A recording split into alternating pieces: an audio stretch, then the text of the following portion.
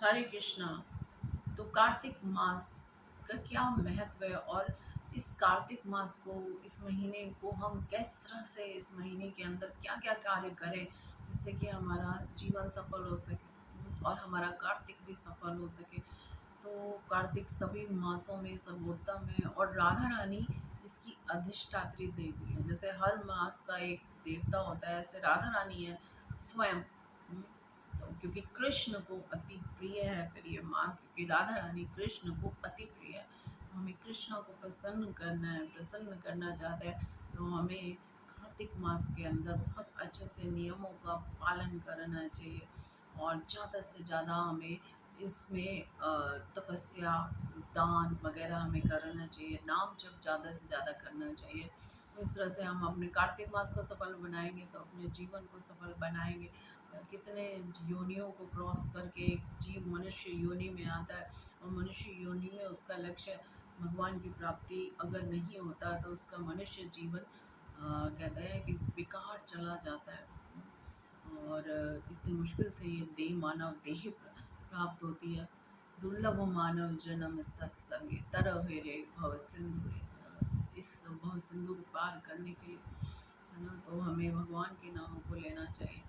तो कार्तिक में क्या करें और क्या ना करें, तो कार्तिक के अंदर हमें सुबह सवेरे ब्रह्म मुहूर्त में स्नान करना चाहिए। तो कार्तिक में हर चीज़ का हजारों गुना फल मिलता है, हर चीज़ का। जैसे कि आप प्रतिदिन स्नान करते हैं, इतना कोई फल प्राप्त नहीं होता है। स्नान करना क्या स्पेशल है, what is so special about it, लेकिन कार्तिक में अगर ब्रह्म मुहूर्त में स्नान कर लिया तो हजारों गुना स्नान का ही फल मिल जाएगा। नाम जप जो आप करते हैं, प्रतिदिन करते हैं, वही कार्तिक में करेंगे तो उसका लाखों गुना फल मिलने वाला है।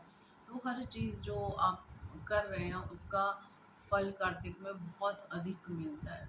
तो इसलिए हमें बहुत ही नियम पूर्वक कार्तिक का पालन करना चाहिए। वैसे दैनिक जीवन में कई बार हम अपने कार्यों में बिजी हो जाते हैं, हम धन कमाने में बिजी हो जाते हैं, घर चलाने में बिजी हो जाते हैं, परिवार में बिजी हो जाते हैं, तो हमारा नियम उतने अच्छे से हम नहीं फॉलो कर पाते हैं। तो ये हर व्यक्ति अपने हृदय से जानता है कि कहीं ना कहीं गड़बड़ें होती हैं, है ना, उतनी कंसिस्टेंसी हमारी नहीं रहती। चाहे मंदिर जाने को लेकर कहें, चाहे वृंदावन जाने को लेकर, चाहे नाम जप को लेकर गए, चाहे हम रीडिंग शास्त्र पढ़ने को लेकर गए, हर चीज़ को हम उतना बहुत ही कैजुअली ले रहे होते हैं। लेकिन अगर हमने कार्तिक के अंदर उनको बहुत अच्छे से किया तो वही हमारे लिए बहुत है। ऐसे तो आप देखोगे बहुत लोग बहुत सारी बातें बताएंगे कार्तिक में, ये करना चाहिए, वो करना चाहिए, हरी भक्ति विलास से बताया जाता है, लेकिन हमें अपनी स्थिति देखनी है। जैसे प्रभुपाद जी कहते हैं कि 16 माला जब तो कम से कम अच्छा होना चाहिए, 64 माला की हम क्या ही बात कर सकते हैं, या उससे ज़्यादा जप करने की क्या ही बात कर सकते हैं, जबकि हमारा जो दैनिक जीवन के अंदर हमारा जो रूटीन है वही हमारा अच्छे से फॉलो नहीं कर होता। तो हमें कार्तिक के अंदर जो हमारा रूटीन है, जो प्रभुपाद जी ने हमको मॉर्निंग प्रोग्राम दिया है, वो हमें बहुत अच्छे से करना है। मंगल आरती, मंदिर जा सकते हैं मंदिर जाएं, नहीं तो घर में करें, नहीं तो ऑनलाइन जपा कर सकते हैं, है ना। और मंगल आरती जपा बहुत अच्छा सुबह सुबह होना चाहिए। आप बोलेंगे हमें तो सुबह सुबह हमें और कुकिंग करनी है, ये करनी है, वो करनी है, आप उससे पहले उठें। यही नियम है कार्तिक में, आप उससे पहले उठें। आपको 6 बजे से घर के काम करना है तो आप 5 बजे उठें, 4 बजे उठें। आप एक कार्तिक कार्तिक के अंदर आप ये रूटीन फॉलो कर सकते हैं और हमें करना चाहिए। तो इस तरह से मंगल आरती कर सकते हैं, सारी आरतियाँ करें, तुलसी जी की पूजन करें, दीप दान, है ना, और दामोदर अष्टकम हम दोनों समय गा सकते हैं। बहुत ही सिंपल, बहुत ही सिंपल और सरल फॉर्मूला है, लेकिन अगर उसको नियम पूर्वक करते हैं तो बहुत अधिक अच्छे रिजल्ट हमें मिल सकते हैं। दामोदर अष्टकम पढ़ें, दामोदर लीला पढ़ें, भागवतम रीडिंग करना चाहिए, भगवत गीता रीडिंग करना चाहिए, भगवान को सुंदर सुंदर भोग लगाए। और इसके अंदर डूज एंड डोंट्स भी हैं कार्तिक में कि हमें कुछ छोड़ना भी चाहिए। वैसे तो प्रतिदिन हम वही, जैसे हमने डिस्कस किया कि हम वही रूटीन फॉलो करते हैं, तो हम कुछ छोड़ने का नहीं सोचते। तो कार्तिक के अंदर हमें छोड़ना चाहिए अपनी प्रिय वस्तु जो हमारी फेवरेट है खाने में, वो हम छोड़ सकते हैं। कुछ तपस्या का पालन करना चाहिए, और अगर हम नहीं करते कार्तिक को अच्छे से फ़ॉलो, तो हमें अपराध भी लगता है कार्तिक को नहीं फ़ॉलो करने का। जैसे तो कोई स्पेशल व्यक्ति आए और आप उसको नेग्लेक्ट कर दो, तो वो नाराज़ हो जाएगा ना। ऐसे ही कार्तिक जब आता है तो हमें ज़रूर कुछ ना कुछ नियम, व्रत लेना चाहिए, नहीं तो अपराध भी लगता है। तो कुछ ना कुछ छोड़ना चाहिए, सादा सिंपल भोजन करें। और इसके अंदर आप सबसे सुंदर क्या कर सकते हैं कि हम बाहर का ना खाएँ, अवॉइड टोटली।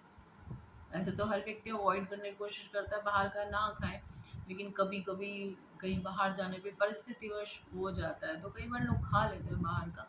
तो इसको 100% अवॉइड कर सकते हैं हम, और इस तरह की चीज़ें ब्रेड वग़ैरह हम ना खाएँ। और सिंपल, जितना ज़्यादा से ज़्यादा, कई लोग एक टाइम भोजन करते हैं, कई लोग पूरा व्रत रखते हैं। तो जिसको जैसी सुविधा हो, जिसका जैसा कार्य हो, जिसका जैसा शरीर अलाउ करे, वैसा करना चाहिए। ये नहीं कि हेल्थ ख़राब करनी है, लेकिन लाइट फूड खाएँगे तो क्या रहेगा, हमारा मन भी स्वस्थ रहेगा और हम अच्छे से जपा कर पाएँगे। जब हम गरिष्ठ भोजन करते हैं, हैवी भोजन करते हैं, तो हमें आलस ज़्यादा आता है। और इवनिंग में हम बहुत लाइट रखें, तो जिससे कि अगले दिन सुबह मंगल आरती उठ सकते हैं। रात को समय से सोएं, समय से सोना बहुत अधिक ज़रूरी है। समय से सोएंगे तो सुबह उठेंगे। धाम जाना चाहिए, 1 दिन 2 दिन, जितने दिन आप जा सकें धाम अवश्य जाना चाहिए। धाम में बैठ के, क्योंकि बहुत रश होता है इन दिनों, तो कई बार लोग परेशान हो जाते हैं, कुछ नहीं हुआ, आपको धाम में जाके जो जगह मिल जाए, यमुना जी के किनारे बैठ जाएँ। अगर मंदिरों में भी नहीं जाने की जगह मिल रही है, तो कुछ दर्शन करके आप एक जगह बैठ के जप करके आएँ, वहाँ जाकर व्रत करें।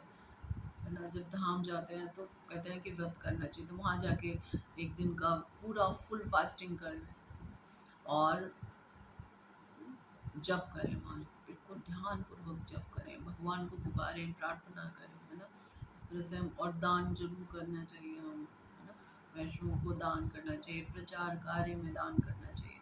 तो इस तरह से हम अपने कार्तिक को सफल बना सकते हैं, कार्तिक महीने को। और एक बहुत ही महत्वपूर्ण चीज़ जो आज भी हम डिस्कस कर रहे थे, कि कार्तिक ऐसा होता है कि स्टार्टिंग के 15 डेज़ फेस्टिवल में बीत जाते हैं। करवा चौथ और ऐसे बहुत सारे ऐसे सोशल वाले त्योहार भी आते हैं, दिवाली आएगी और फिर भाई दूज वगैरह आएंगे, तो तब तक फेस्टिवल में, और एवरीबडी इज सेइंग कि हम 15 दिन तो हम बिजी हैं, उसके बाद हम कुछ करेंगे। तो नहीं, बिल्कुल भी नहीं ऐसा करना है हमको।